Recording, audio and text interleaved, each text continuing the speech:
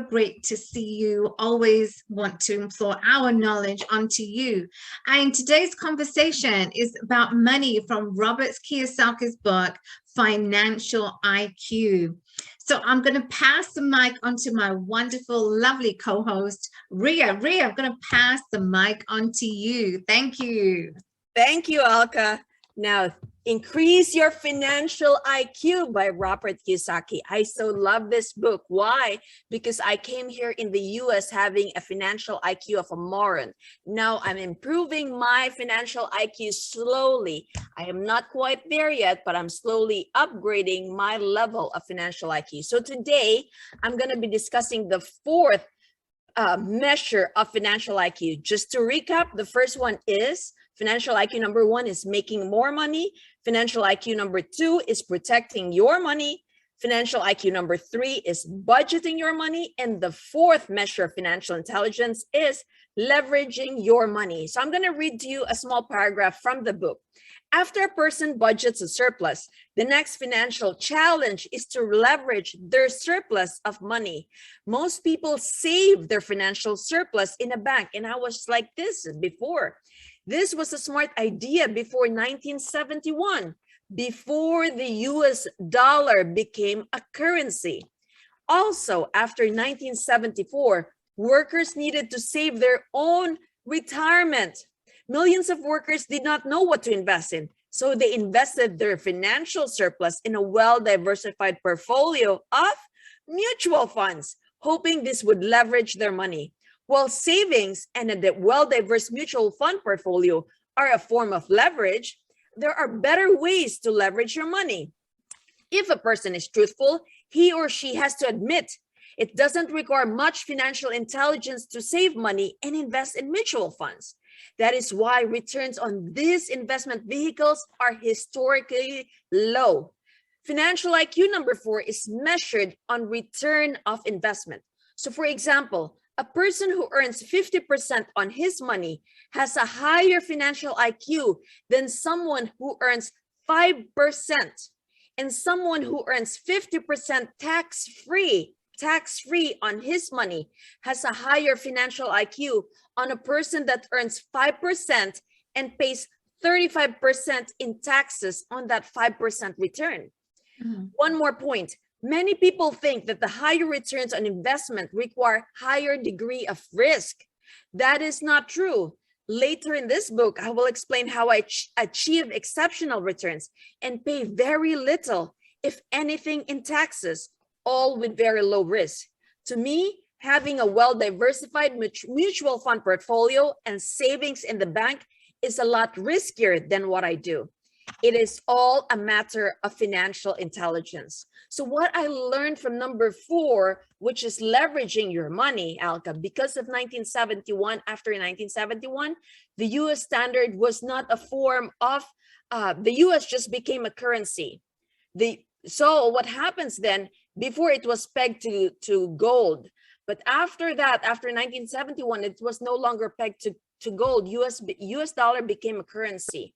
So when it became a currency, then you have, the inflation. So your $1 is no longer worth $1. So what people were doing before was they were saving their money in the bank. So if you save your money now in the bank because of the inflation, that $1 becomes 50 cents.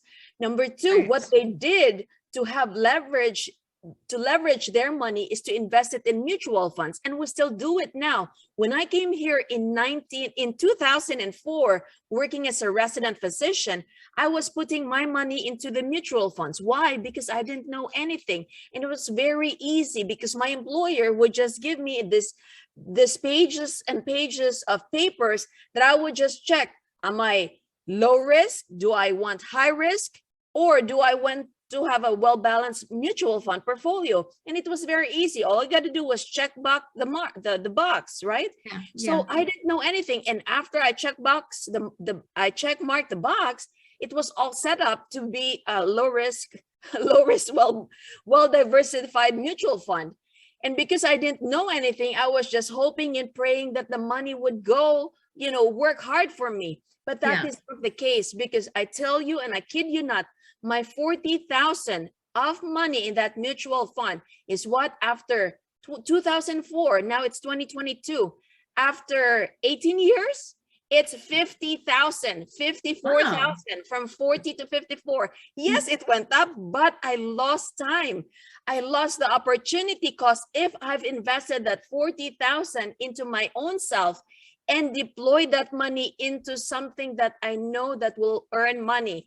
Right. So I still keep it there just to remind myself, if I don't have the financial intelligence myself and I do not deploy that financial intelligence, that money will be beaten up by inflation. Number two, it's not going to work harder for me as I thought it would. So that's why I keep it there to remind myself that, hey, you've got to play it right. You've got to invest in you. And the most important thing is leveraging your money. It's not the money we just earn, the money we keep from after working our W-2. It's how we invest our money from our W-2 to other investment that we know that you are well knowledgeable about, because there are a lot of investments out there: gold, cryptocurrency, Bitcoin, apartments. You cannot just deploy it. You have to be knowledgeable. You have to have a higher IQ before you deploy that money. So what is your experience, Alka? Absolutely, Ria, and I love you. Thank you so much for sharing that, because you know what, it comes down to, and I absolutely understand your point, is that, you know, as a W-2 employee, you need to know how to leverage the money that's given to you.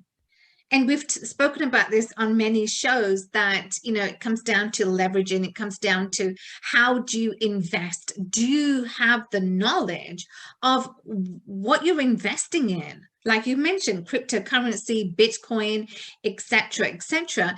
If you don't have the knowledge in these sectors, for, you know, Bitcoin, crypto, because it can be, any stock, you know, is volatile. So stock is not guaranteed that you're going to get a return on your investment. It's very volatile.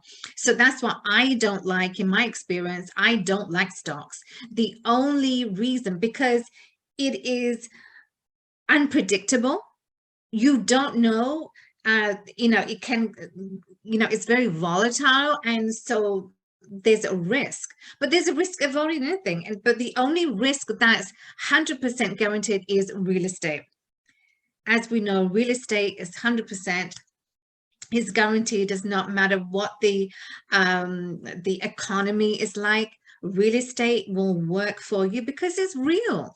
Any other investment is not 100% guaranteed. And so that's why we're, in my experience, I don't really like stocks. I really don't predict in stocks. But if friends, if you know, if stocks is your method of investing in, well, just make sure you do your research. That's what Ria and I want to share with you, is that on every call that we have with you, is to make sure that your return on investment is going to be greater than what you put your money in. So do your thorough, you know, do your due diligence, do thorough research on the market, you know, on the market, study the market, thoroughly study the stocks that you are investing in, so that you don't lose out.